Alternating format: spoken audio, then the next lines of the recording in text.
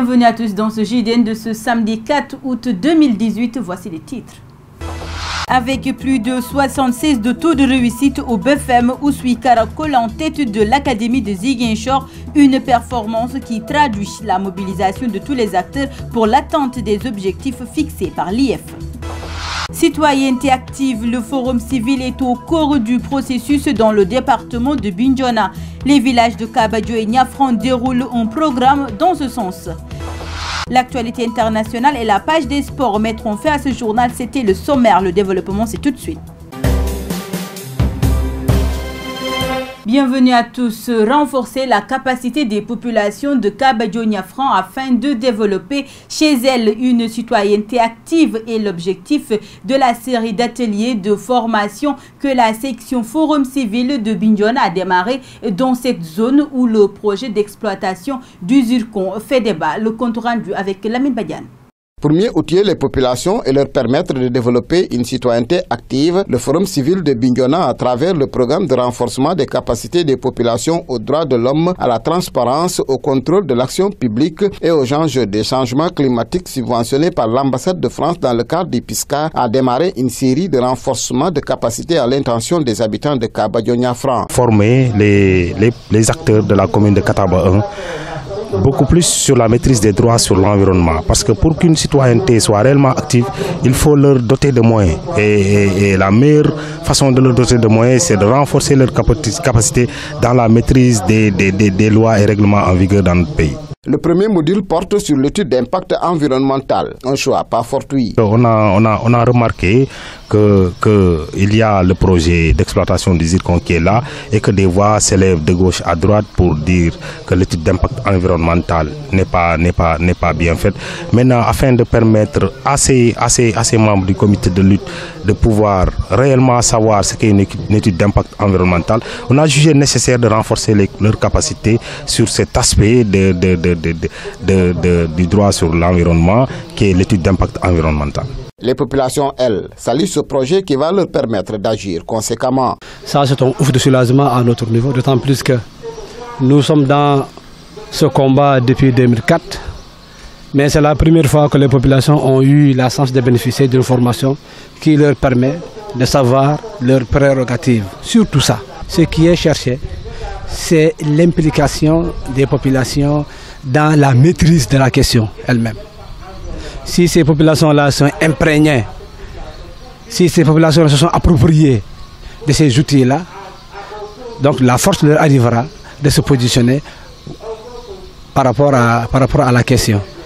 Donc nous dirons merci beaucoup.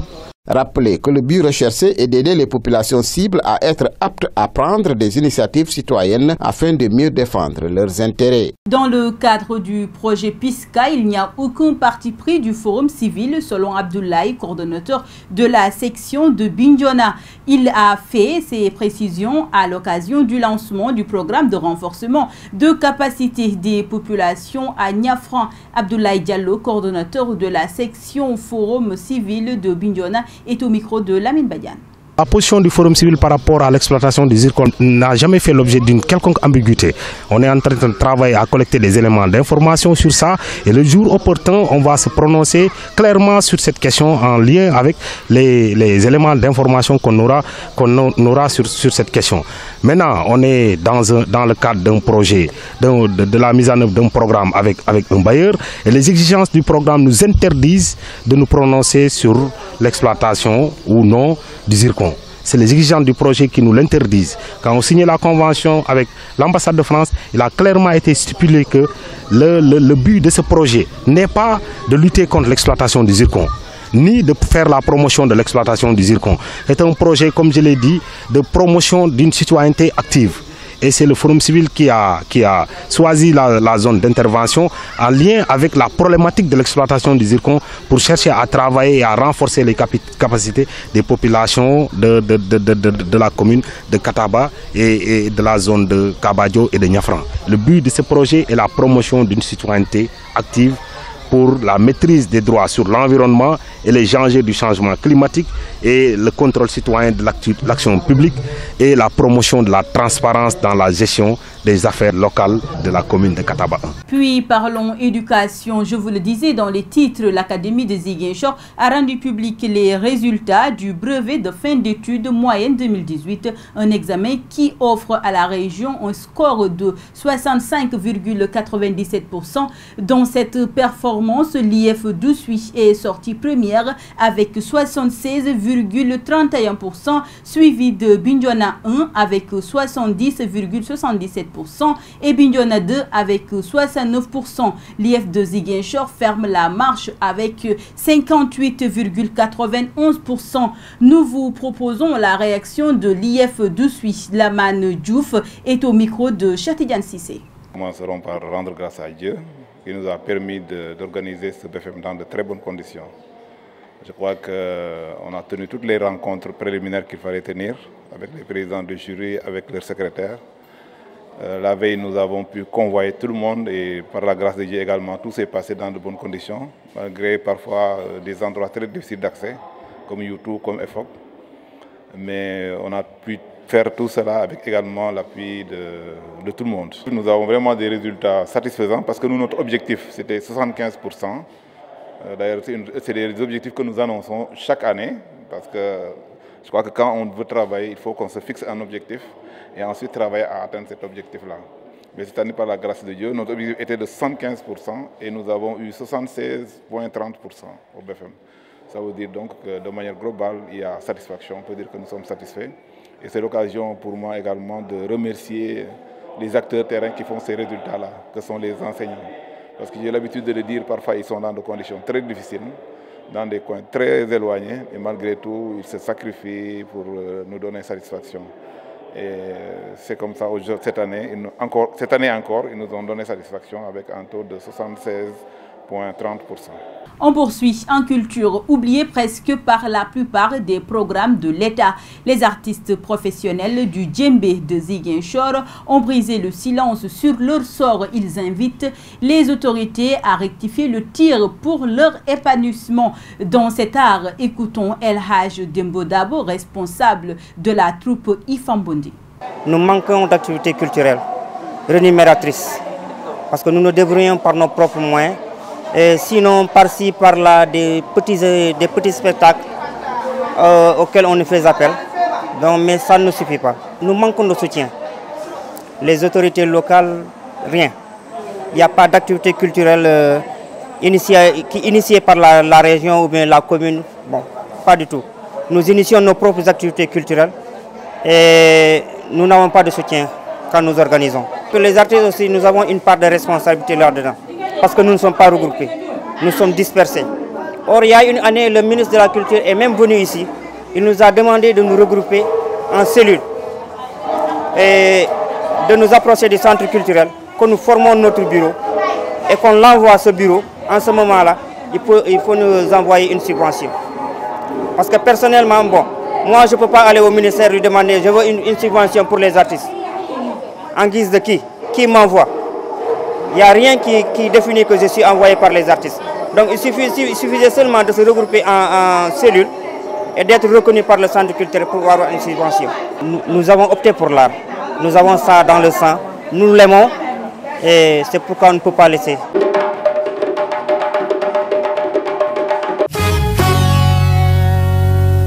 À présent, place à l'actualité internationale en bref et en images. Largement distancé selon les résultats du premier tour de la présidentielle, Soumaïla Cissé a appelé les 22 autres candidats éliminés à faire front commun contre le président sortant Ibrahima Boubacar Keïta, dénonçant des fraudes. Estimant que le camp du changement est désormais majoritaire, celui qui affrontera de nouveau le 12 août Ibeka au second tour comme en 2013 a jugé la victoire à portée de main si l'opposition se rassemble. Il a déjà reçu une fin de non-recevoir de la seule femme candidate, Jaina Banyaï, qui a obtenu 0,36% des voix et s'est ralliée au président sortant dans la matinée. Soumaïla Cissé s'est aussi inquiété de la fermeture jeudi par les autorités de la radio Renouveau FM en raison d'une virulente chronique de son animateur vedette, l'activiste contestataire Rasba. Cela montre ce que pourrait être un deuxième mandat. Que Dieu nous en garde, a-t-il dit. Zimbabwe, l'élection a été frauduleuse, illégale, illégitime. Le principal opposant et candidat malheureux à la présidentielle zimbabwéenne, Nelson Chamisa, a accusé vendredi 3 août à Harare le chef de l'État sortant Emmerson Mnangagwa d'avoir truqué l'élection. Nous avons gagné cette élection. Nous sommes prêts à former un gouvernement, a-t-il lancé. Nous allons utiliser tous les moyens pacifiques pour contester l'élection, a-t-il ajouté, demandant notamment l'aide de la communauté internationale. Peu après ces déclarations, Emmerson Mnangagwa a assuré que l'élection présidentielle au Zimbabwe avait été libre, juste et crédible. Le chef de l'État a assuré à son opposant qu'il avait un rôle crucial à jouer au Zimbabwe, maintenant et dans l'avenir. Emmerson Mnangagwa a par ailleurs demandé la création d'une commission indépendante pour établir les circonstances dans lesquelles 6 partisans de l'opposition ont été tués mercredi par l'armée dans des violences post-électorales. La prise de parole de l'opposant Nelson Chamisa vendredi devant la presse a été retardée par une intervention de police anti-émeute qui a semé la confusion. Équipés de matériel anti-émeute, les policiers sont entrés dans l'hôtel ordonnant aux journalistes de quitter les lieux. Mais ils ont ensuite laissé la place à des membres de l'opposition qui ont rassemblé à nouveau les journalistes, leur demandant d'attendre l'arrivée du leader de l'opposition. Arrivé deuxième du scrutin remporté dès le premier tour par le président sortant Emmerson Mnangagwa avec 50,8% des voix. Nelson Chamisa avait d'ores et déjà qualifié de faux les résultats de l'élection sur Twitter.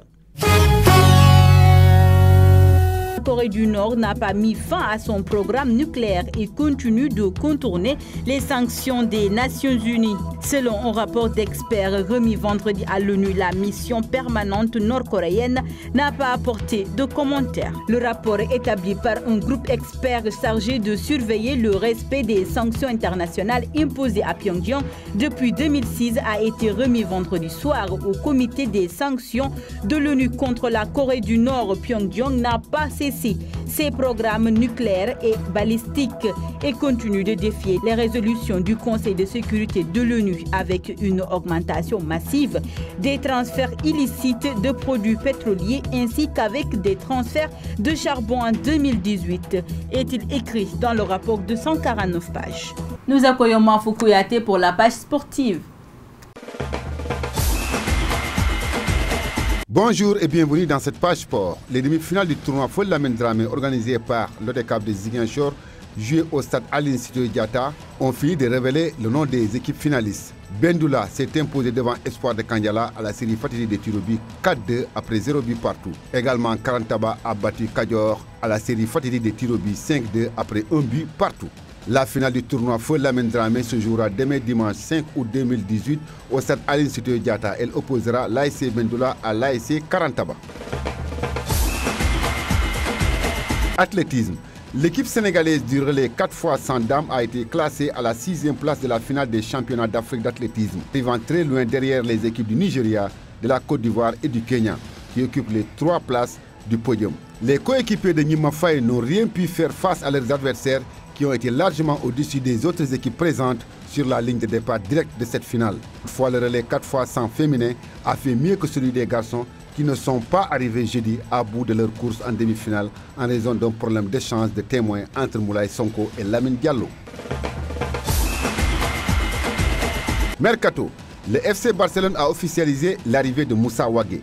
Le latéral sénégalais arrive en provenance du CAS Open et va renforcer l'équipe B du club catalan dans un premier temps. Pour le FC Barcelone, ce vendredi était la journée des bons coups. Quelques heures avant d'avoir officialisé le transfert d'Arturo Vidal, les Blaugrana ont également annoncé la venue de Moussa Wagué. Désormais ex-joueur du CAS Open, s'était notamment fait remarquer par de belles prestations lors de la Coupe du Monde. Âgé de 19 ans, il devrait poursuivre sa progression au sein de l'équipe B du champion d'Espagne, qui évolue en 3e division, avant probablement de jouer les doublures de Jordi Alba. Quel était pour le latéral droit Wagué, 19 ans, devenu le plus jeune buteur africain dans l'histoire de la Coupe du Monde en marquant face au Japon 2-2 en juin. L'international sénégalais a rejoint le FC Barcelone ce vendredi, comme pressenti ces dernières 24 heures. Le FC Barcelone et les CAS Open ont trouvé un accord pour le transfert du joueur Moussa Wagué, qui signera son contrat avec le club Blaugrana dans les prochains jours, a annoncé le club catalan dans un communiqué. Wagué, qui a passé la visite médicale au sein des services médicaux du FC Barcelone vendredi matin, s'entraînera pour la première fois avec ses coéquipiers samedi matin à la Guiata Esportiva Juan Campo. Wagué évoluera dans un premier temps avec la réserve. Le FC Barcelone a annoncé vendredi soir avoir trouvé un accord avec Bayern Munich pour le transfert du milieu chilien Arturo Vidal, 31 ans. Annoncé par la presse espagnole depuis plusieurs heures, le transfert d'Arturo Vidal du Bayern Munich au FC Barcelone est confirmé par la formation catalane. Dans un communiqué publié vendredi soir, les Blaugrana affirment avoir trouvé un accord avec le club bavarois pour le milieu international chilien de 31 ans. Une fois la visite médicale effectuée, Vidal signera un contrat de 3 ans avec le Barça. Le montant de ce transfert est estimé à 20 millions d'euros. Un temps proche de l'Inter Milan, Arturo Vidal aura pour mission de remplacer numériquement Paulinho, prêté au Guangzhou Evergrande. Passé par le Bayern Leverkusen et la Juventus Turin, c'est sa première expérience en Liga. Il est la 5e recrue du Barça cet été après Clément, l'Anglais, 36 millions d'euros, Arthur, 31 millions d'euros, Malcolm, 41 millions d'euros et Moussa Wagué. Les jours passent et Thibaut Courtois est toujours un joueur de Chelsea. Vendredi soir, l'agent du gardien belge n'a pas masqué son agacement alors que son client tient à quitter Londres pour rejoindre Madrid. Laissez Thibaut rejoindre ses enfants. Voilà en substance la teneur du plaidoyer proposé vendredi soir par Christophe Handrotey, l'agent de Thibaut Courtois, à l'occasion d'un entretien accordé aux journalistes du Sun, a tenté d'expliquer l'urgence de la situation de son client. Depuis plusieurs jours, le gardien de Chelsea clame son avis de retrouver sa famille à Madrid et accessoirement de signer chez le triple vainqueur de la Ligue des Champions au Real. Mais les Bleus feraient la sourde oreille. Voilà ce qui fait l'essentiel de cette page sport. C'est la fin de cette édition. Merci de l'avoir suivi. Excellent week-end à tous. Au revoir.